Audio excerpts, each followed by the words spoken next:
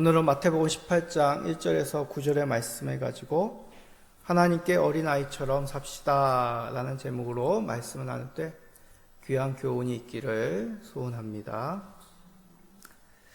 지난 주중에 우리 광주은광교회 이동원 목사님 오셔가지고 3일 동안 이제 부흥에 참석했었습니다. 눕기 말씀으로 목사님이 말씀하셨는데, 제가 예전에 이제 의정부에 있을 때 한번 담임 목사님하고 친분이 있으셔서 그 교회에 와서 이제 이사야 말씀을 전하셨던 적이 있습니다. 그때도 이제 은퇴하셨던 때인데, 이제 나이가 많이 드셔서 예전처럼 이제 좀 카랑카랑한 목소리는 아니시지만 그래도 참 정정하시고 한국교회의 귀한 은혜를 아직까지 또 행하시는 모습에 참 감사했습니다. 첫째 날에 목사님께서 이제 자신의 가정에 있었던 얘기를 하시면서 먼저 이제 둘째 아들을 하나님 품에 안기셨던 코로나 시절 때 그 얘기를 하시면서 참 아버지의 마음으로서 자녀를 천국에 먼저 보낸 것 어떤 마음일까라는 생각이 잠시 들을 때 참 나도 모르게 눈물이 저절로 났습니다. 하나님이 주신 귀한 자녀, 우리가 하나님께서 주신 보배로 여기고 또한 키우고 사랑하며 또 여러 가지 삶 속에서 일들이 있겠죠. 또 목사님도 그런 일들이 있었다고 이제 얘기하시면서 자녀를 생각하실 때마다 하나님께서 왜 이런 시련을 주셨는가라는 그런 생각들 속에서 또 자신과 같이 이런 아픔을 느낀, 아픔을 경험하는 사람들을 위로하고 또 말씀으로 세우는 그런 사역을 해야 되겠다라는 귀한 앞으로의 삶의 방향들을 얻었다는 말씀 속에서 참 시련은, 고난은 믿음의 사람들에게 더욱 믿음으로 설 수 있도록 하나님 나라를 사모하고 이 땅에서 어떻게 하나님과 동행해야 되는지를 알게 하시는 또 하나님의 신비한 방법임을 깨닫게 되었습니다. 가정의 달입니다. 오늘 우리가 말씀을 통해서 하나님께서 또 우리에게 가정을 통하여, 자녀들을 통하여 어떠한 교훈을 주시는지를 통해 우리가 더욱 믿음을 성숙하는 이 시간이 되기를 소원합니다. 예전에 섬기던 교회에서도 이제 5월 첫째 주는 이제 어린이 주일로 보냈습니다. 그러면 이제 교회 학교에서 어린이 행사를 하겠죠. 평소보다도 더 푸짐한 간식도 준비하고 또 선물도 준비하고 아이들에게 나누어 줬습니다. 왜 교회 학교에서는, 교회에서는 이렇게 어린이 주일은 솔직히 뭐 성경에 나와 있는 절기가 아니지 않습니까? 그런데도 왜 어린이 주일을 지키는 것일까요? 그것은 교회 전체적으로 어린이에 대해서 관심을 가지기 위함이죠. 왜냐하면 이들이 어렸을 적에 신앙을 가지면, 신앙적인 교육을 받으면 장성하여서도 그 배운 바대로 사는 경우들이 많기 때문이죠. 어렸을 적에 가졌던 그 신앙이 장성해서도 유지되는 경우가 많기 때문입니다. 저도 마찬가지입니다. 저도 교회 학교 때, 주일 학교 때 배웠던 그 신앙이 바탕이 되어서 이렇게 또한 하나님의 말씀을 전하는 사람으로 하나님께서 이끄시지 않았나 생각이 됩니다. 그러기에 우리는 어린 자녀에게, 어린이들과 같은 사람들에게 신앙으로 대하는 것, 사랑으로 대하는 것이 참 중요합니다. 그런 의미로 오늘 본문 말씀, 어린이를 어떻게 대해야 하는 것처럼 그 말씀이 들립니다. 그런데 사실 이보다 더 큰 의미가 이 본문에 담겨 있습니다. 바로 믿음의 공동체에서 어떻게 신앙으로 우리가 살아가야 될지를 말씀하고 있는 것이죠. 하나님의 백성으로서 이제 어떤 믿음으로 그들을 바라보고 어떻게 대해야 되는지를 예수님께서 이 어린아이를 통해서 우리에게 말씀하고 있는 것입니다. 그래서 이것을 보통 이제 공동체 강화라고 얘기합니다. 하나님 나라의 공동체, 그 공동체원으로서 어떻게 우리가 살아야 되는지를 이 말씀을 통해 교훈하는 것이죠. 그 중에 오늘 읽은 본문 한마디로 얘기하면 하나님께 어린아이처럼 살아야 된다는 뜻입니다. 어린아이와 같이 하나님 앞에 산다는 것, 그것과 하늘나라 공동체, 하나님 백성의 공동체와는 도대체 무슨 관계가 있는 것일까요? 어린아이와 같이 마음을 가지고 믿음 생활하라, 그런 뜻일까요? 오늘 말씀을 통해 어린아이처럼 하나님 앞에 살라는 의미가 무엇인지를 한번 살펴봅시다. 그리하여 주님께서 세우시는 공동체, 하나님 나라, 이 하늘나라에서 바른 믿음으로 지체를 대하시고 또한 가정을 세워가시는 우리 모든 성도님 되시기를 예수님의 이름으로 소원합니다. 자, 먼저 오늘 읽은 본문 시작. 제자들이 예수님께 질문합니다. 천국에서 누가 큰 자입니까? 자, 제가 이제 예수님의 비유 가운데 잃은 양의 비유를 예전에 했었죠. 그 가운데 제자들이 이런 질문을 한 이유를 설명한 적이 있습니다. 이제 예수님과 제자들은 조금 있으면 예루살렘 성에 도착하게 되죠. 세 번째 이제 예수님께서 공생애 가운데 예루살렘 성에 들어간다는 것은 예수님께서 이제 십자가의 대속물로 하나님 원하시는 그 놀라운 구속의 사역을 완성한다는 의미입니다. 자, 그런데 제자들 머릿속에서는 좀 다른 생각입니다. 이 질문과 같이 이제 예수님께서 예루살렘 성에 들어가면 예수님이 이제 그의 나라를 세우실 텐데, 로마 제국을 뒤엎어서 그의 나라를 세우실 텐데, 이 예수님이 새롭게 하시는 이 나라 가운데 누가 큰 사람일까? 예수님 옆에서 누가 떵떵거리면서 이제 그 권세를 쓸까? 그런 생각을 하는 것입니다. 다시 말해 제자들 머리에는 지금 높은 지위, 세상의 권세가 맴돌고 있었던 것입니다. 이런 제자들의 마음을 예수님이 모르시겠습니까? 아시죠? 그래서 이참에 예수님께서 제자들에게 이 어린 아이를 통하여 하나님 나라에서 큰 자란 어떤 자인지를 알려주십니다. 제자들에게 예수님이 세우시는 그 하나님 나라, 크게 세 가지를 교훈하십니다. 먼저 어린 아이와 같이 되지 않으면 하나님 나라에 들어갈 수 없다라고 말씀하십니다. 자, 마태복음 18장 3절 우리 다 같이 읽어봅시다. 이르시되 진실로 너희에게 이르노니 너희가 돌이켜 어린 아이들과 같이 되지 아니하면 결단코 천국에 들어가지 못하리라. 아멘. 예수님께서 참 교육하시는 방법 중에 이제 시청각 교육, 눈으로 보여주시면서 말씀을 전하시는 방법이 많습니다. 그래서 옆에 있던 어린아이 한 명을 앞에 세우시고 제자들에게 말씀하시기에 너희들이 이 어린아이와 같이 되지 아니하면 결단코 천국에 들어갈 수 없다라고 말씀하신 것이죠. 여기서 중요한 구절은 돌이켜 어린아이와 같이 되지 않으면 이라는 말입니다. 돌이킨다는 것은 변화된다는 뜻입니다. 바꾼다는 것이죠. 그런데 변화되는 그 종착점이 어디입니까? 어린 아이와 같이 되는 것입니다. 너희들이 변화되어서 어린 아이와 같이 되지 않으면 천국에 들어갈 수 없다는 것이죠. 자, 이 말은 제자들에게 참 놀라운 말입니다. 여러 번 말씀드렸지만 유대인들 생각에는 천국에 들어가는 자 어떤 사람입니까? 율법을 잘 지키는 사람. 천국에 들어간 사람은 어떤 사람입니까? 아브라함의 자손. 천국에 들어가는 사람은 어떤 사람입니까?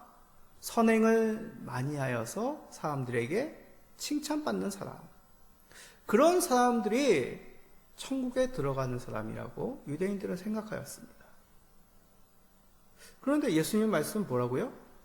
어린아이와 같은 사람들.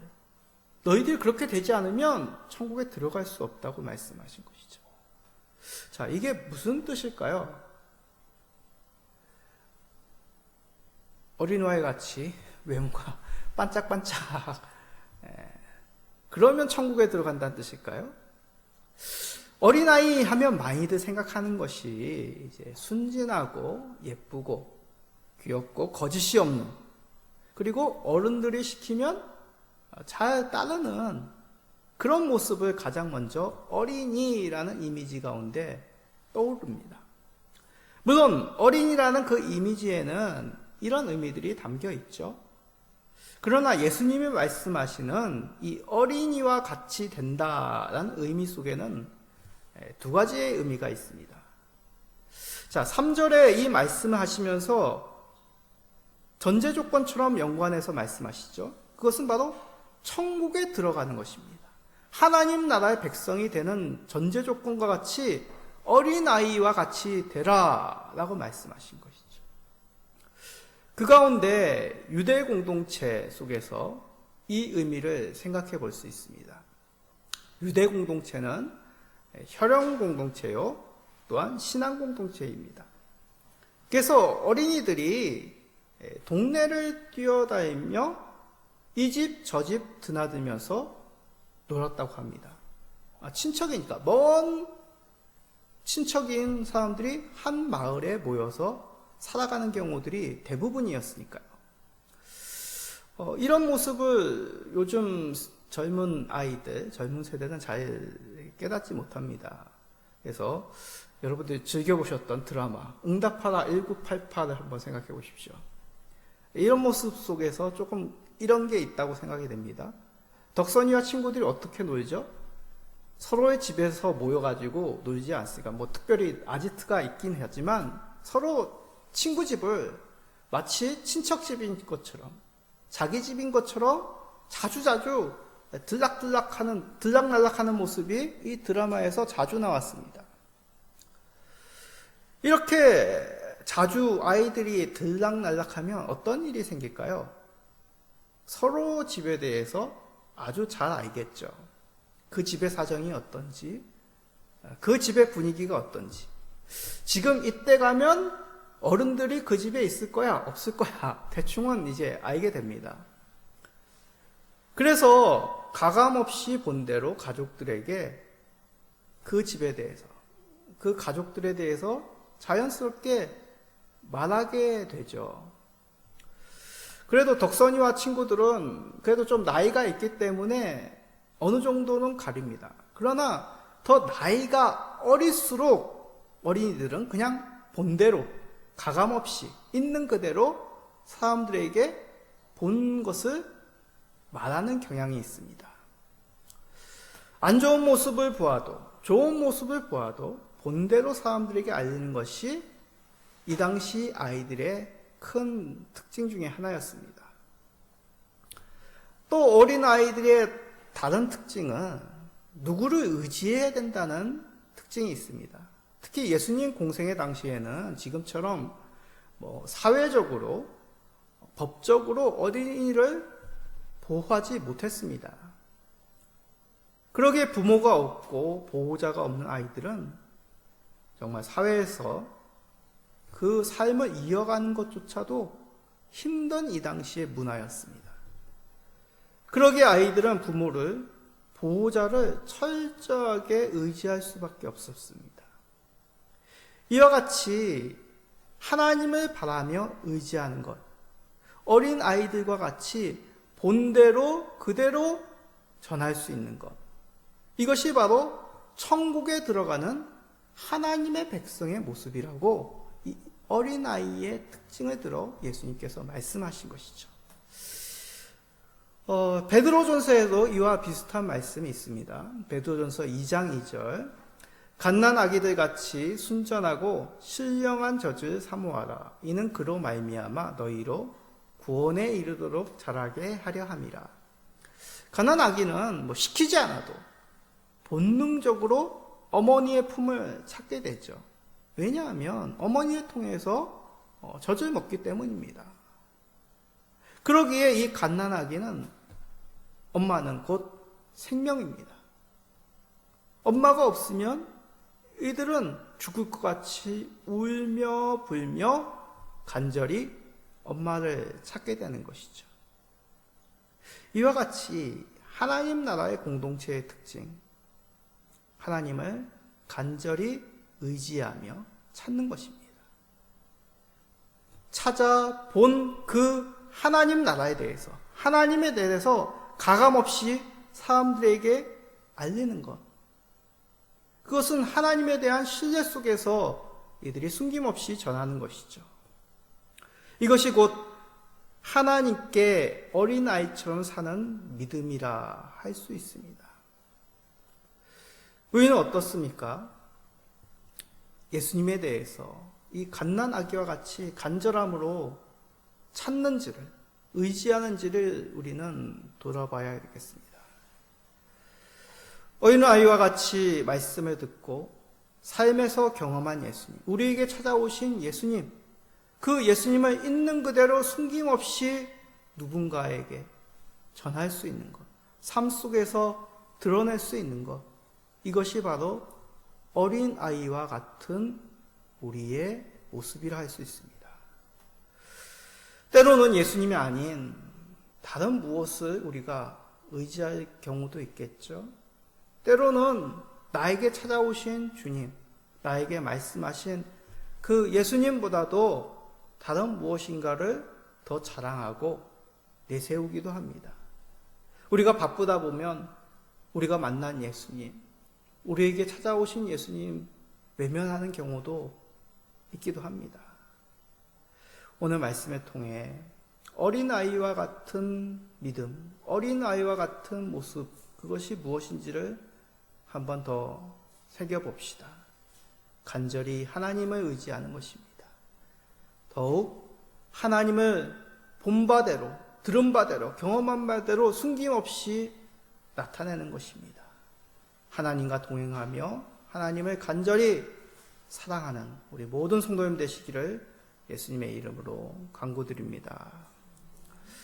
두 번째로 어린아이를 통해 말씀하시는 그 하나님의 본질, 바로 어린아이와 같이 자기를 낮추는 사람이 하나님 나라에서 큰 자다라고 가르치십니다. 자, 마태복음 18장 4절 읽어봅시다. 그러므로 누구든지 이 어린아이와 같이 자기를 낮추는 사람이 천국에서 큰 자니라. 자, 여기서 중요한 것은 낮춘다라는 의미입니다. 낮춘다는 것은 누른다는 것입니다. 자기를 누르는 것, 이것이 곧 여기서 얘기하는 낮춘다는 의미입니다. 자, 요즘 문화로는 좀 이해가 힘듭니다. 왜냐하면 아이들이 자기를 낮추지 않죠. 특히 어린이들, 요즘은 많이 어린이의 인권도 성장했습니다. 그래서 평균적으로 가정에서도 자녀들의 목소리가 저희 어렸을 때보다도 더 커졌습니다. 그래서 아이들이 먹고 싶은 것, 가고 싶은 것, 아이들이 원하는 것이 가정의 선택의 기준에도 많은 부분을 차지합니다. 그러나 이것은 예수님 당시에는 상상도 못할 일입니다. 어린이와 여자들은 이 당시에 일반적으로 존중받지 못하는 자들입니다. 성경에서도 이런 모습이 간간히 등장하는데 예수님 부활에 대해서 한번 생각해 봅시다. 예수님 부활을 처음 목격한 사람이 누구들이죠? 여인들이었습니다. 예수님 시신에 향유를 바르기 위하여 안식이 다음 날 그 새벽의 미명에 예수님의 무덤을 찾아간 여인들이 예수님의 부활을 먼저 목격하였습니다. 이들은 예수님 부활을 목격한 후에 빨리 돌아가 제자들에게 이 사실을 알리죠. 그런데 제자들의 반응이 어떻습니까? 믿지 않았습니다. 이들이 믿지 않은 이유 중에 예수님의 부활이 있을 수 없다고 생각하는 불신도 있었지만 이 놀라운 사실을 전하는 자들이 여인이었던 이유도 있습니다. 물론 베드로와 요한은 혹시나 하는 마음으로 예수님의 무덤을 찾죠. 그러나 대부분 제자들은 이 여인들의 증언을 귀담아 듣지 않았습니다. 아이들의 의견도 마찬가지였습니다. 그러기에 이 당시의 아이들은 사람들 앞에서 겸손 아닌 겸손의 태도를 취할 수밖에 없었습니다. 그러지 않으면 사람 취급을 하지 않는 것이죠. 아이들은 의례껏 어른들 앞에서, 많은 사람들 앞에서 자기를 누릴 수밖에 없는, 쉽게 얘기하면 목소리 하나도 내지 못하는 그런 모습으로, 자기를 낮추는 모습으로 있을 수밖에 없습니다.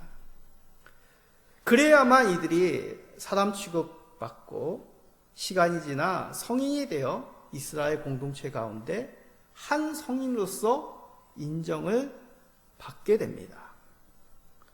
그런데 예수님이 뭐라고 하십니까?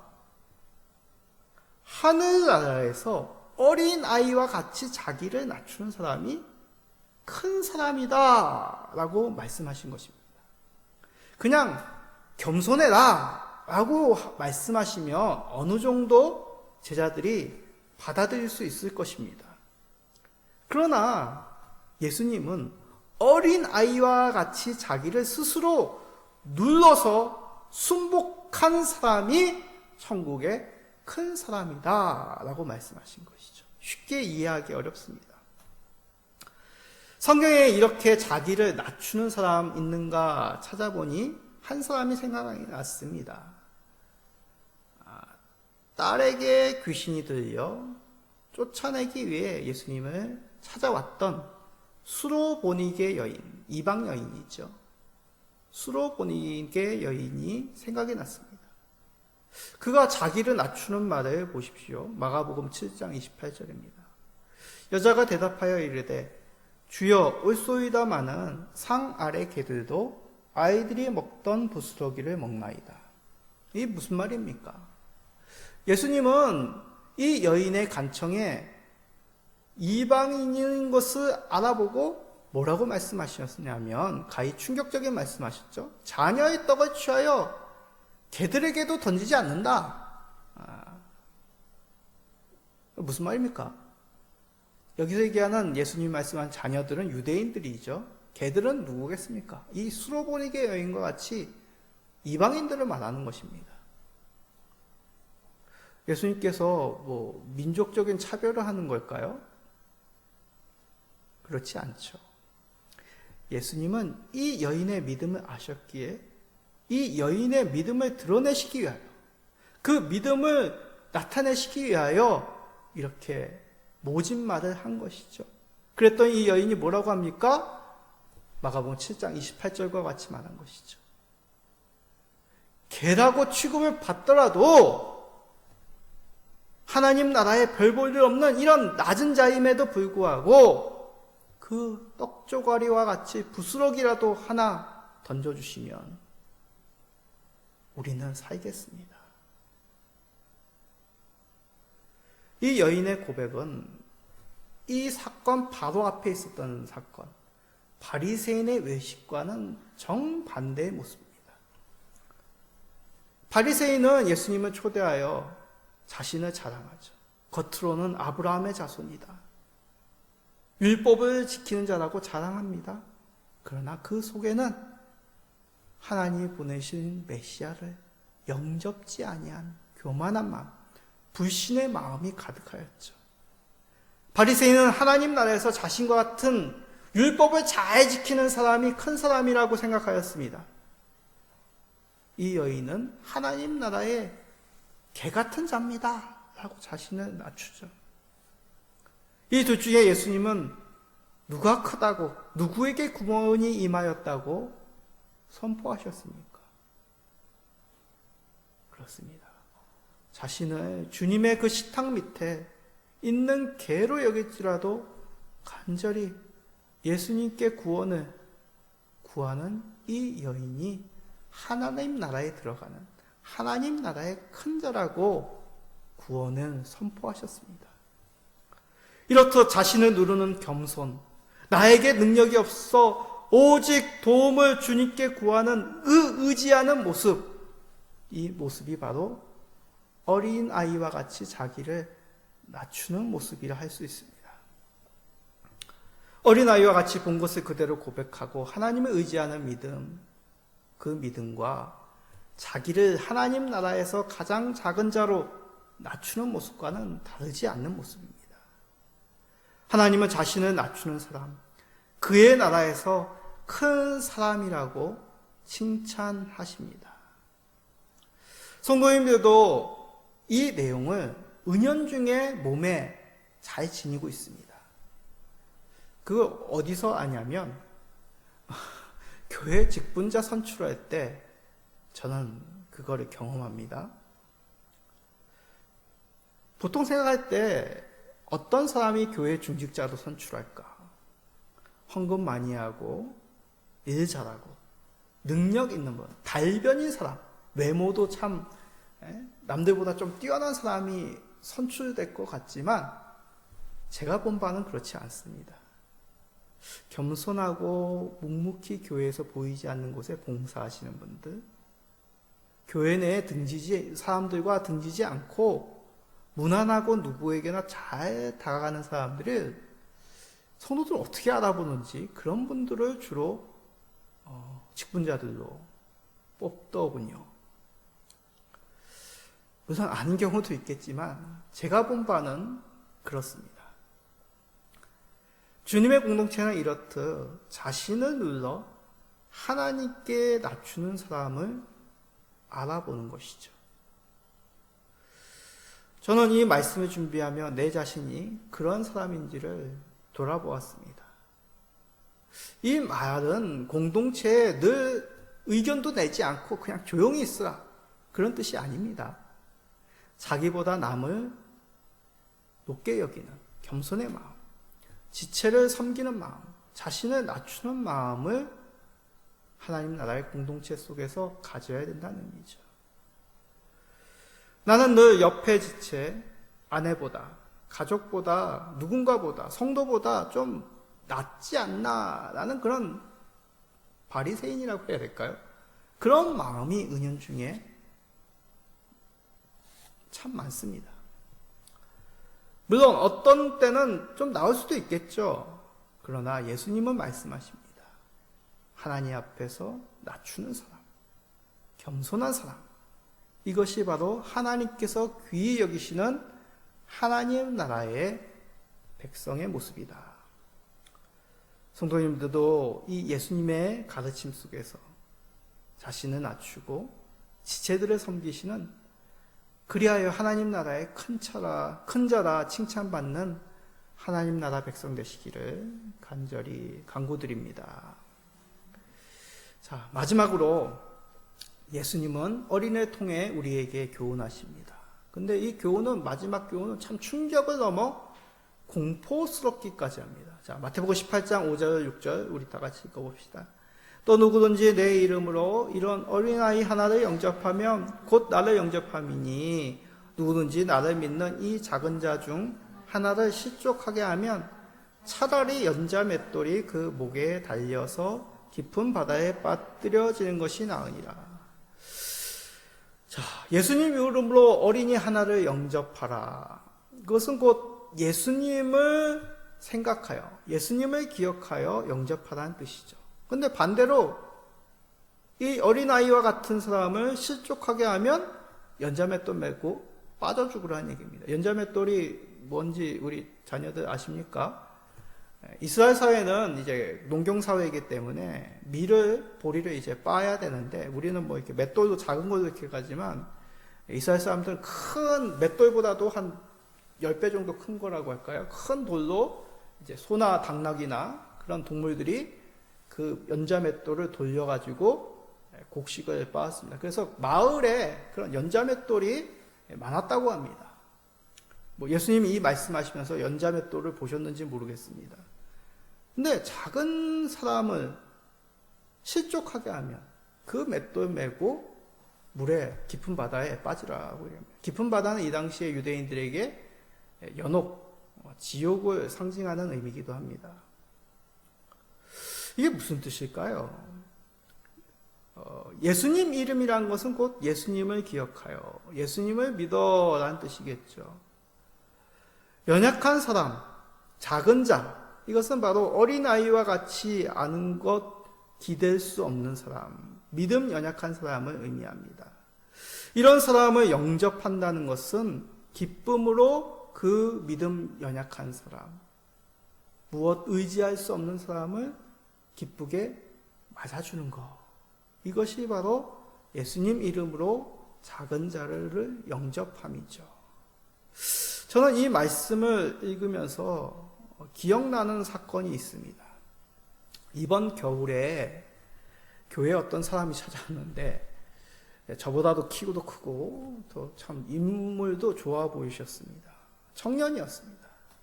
근데 이분이 와서 저에게 먹을 게 없다고 좀 돈을 달라는 것입니다. 이 근처에 사시는 분이셨는데, 근데 저는 사실 제 수중에 돈도 없었습니다. 그래서 쌀이나 김치를 드릴 수 있다라고 이렇게 말씀해 드리니까 자기가 급하게 이사를 하고 전기밥솥이 없다는 것입니다. 그러면 냄비는 있으니까 냄비를 드릴까요? 했더니 자기는 또 냄비밥은 하지 못한다는 것입니다. 그러면 어떻게 할까요? 라면이라도 드릴까요? 했더니 라면이라도 달라는 겁니다. 그래서 찾아보고 라면이랑 또 계란을 하나 드렸습니다. 저는 돌아가는 모습을 보면서 참 답답한 마음이 들었습니다. 저렇게 멀쩡하신 분이 일을 하시거나 어떤 사정인지는 모르겠는데, 근데 한편으로는 또 자기는 얼마나 답답하여 이렇게 교회를 찾아와서 도와달라고 할까라는 생각이 들었습니다. 요즘 뉴스를 보셔서 아시겠지만 도움을 핑계로 범죄를 저지르는 그런 흉악한 세상이기도 합니다. 특히 어린이나 노약자를 상대로 하여 이렇게 사기를 치는 경우도 많기 때문에 참 주의를 기울여야 됩니다. 그런데 저는 목사가 아닙니까? 그리고 여기는 교회죠. 그 사람이 어떤 마음인지, 어떤 사정인지는 모르지만 이렇게 교회를 찾아와서 목사에게 무엇인가 요구한다는 것은 참 그 사람이 진실하냐 거짓이냐를 판단하기보다 예수님이라면 어떻게 하였을까라는 마음을 먼저 품게 되었습니다. 육신의 양식이 중요하겠습니까? 더 중요한 것은 믿음의 문제겠죠. 작은 믿음의 불꽃을 꺼트리는 그러한 미련한 선택을 내가 하지 말아야 되겠다라는 기도를 잠시 하였습니다. 7절에도 말씀하지 않았습니까? 실족하게 하는 일이 없다라고 얘기합니다. 나도 모르게 내 언행으로 인해 누군가가 믿음에서 실족하게 할 수도 쉽게 일어난다. 그런 범죄가 항상 도사리고 있다라고 예수님께서 특별히 주의를 주셨습니다. 그러지 않도록 어떻게 말씀하십니까? 과감하게 결단하라. 마치 범죄를 저지르는 신체를 잘라내듯이 그리하여서도 천국에 들어가는 것이 낫지 않냐라고 말씀하시기까지 과감하게 우리의 잘못된 언행, 잘못된 생각을 단절하는 그런 결단이 필요하다고 예수님이 말씀하십니다. 그만큼 우리 예수님, 하나님 나라는 어느 것 기댈 것 없는 작은 자, 그 한 영혼에 대해서도 귀하게 여기신다는 것이죠. 이것은 세상과는 정반대의 가치관입니다. 하나님 나라는 세상과 같이 있는 자들이, 권세에 있는 자들이 목소리를 높이는 것이 아니라 정말 아무것도 기댈 것 없이 그냥 본 것을 말할 수밖에 없는, 의지할 수밖에 없는 이런 자들을 귀하게 여기시고 또한 섬기라고 우리들에게 가르치십니다. 우리가 속한 교회 공동체, 가족 공동체가 그렇게 되기를 원합니다. 하나님의 순전히 믿고 의지하는 공동체, 연약한 자를 예수님의 이름으로 기뻐 맞이하는 공동체가 되기를 소원합니다. 그리하여 이 믿음 없는 세상에서 하나님을 어린 아이와 같이 대하시는, 철저히 의지하고 본바대로 전하며 또한 작은 자를 섬길 수 있는 그러한 예수 그리스도의 사랑이 충만한 성도님이 되시기를 예수 그리스도의 이름으로 축복드립니다. 아멘.